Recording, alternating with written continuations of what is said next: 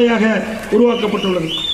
TVS tollgate முதல் மாத்தூர் வரை 68 கோடியில் 4 வழிச்சாலையாக விரிவாக்க பணிகள் முடிந்துள்ளன. புதுக்கோட்டை பல் மருத்துவக் கல்லூரி அம்மா ஆட்சியில் ஆரம்பிக்கப்பட்டது. இது ஸ்டாலின் ஆட்சிக்கு வந்த பிறகு நாம கொண்டு வந்த திட்டத்தை இவரு ஸ்டிக்கர் ஒட்டி ரிப்பன் கட் பண்றார். இதுதான் திமுக சாதனை. புதுக்கோட்டை பூங்கா அம்மா ஆட்சியில் ஆரம்பிக்கப்பட்டு அதுவும் இந்த திமுக ஆட்சியில் தான் திறந்து வைக்கிறாங்க. திருச்சி சத்திரம் பேருந்து நிலையம் புதுப்பிப்பு பணி 90% கழக ஆட்சியில் முடிஞ்சது. இப்போ ஸ்டாலின் அதுவும் அவர் தான் திறக்கிறார். சுதர்ம பிள்ளை மற்றும் பெரும்புடைய முத்திரையார் ஆகிய இருவருக்கும் மணிமண்டபம் கட்டி முடிக்கப்பட்ட நிலையில் அதுவும் ஸ்டாலின் தான் இருக்கு. மண்டபம் கொண்டாந்தது நாம.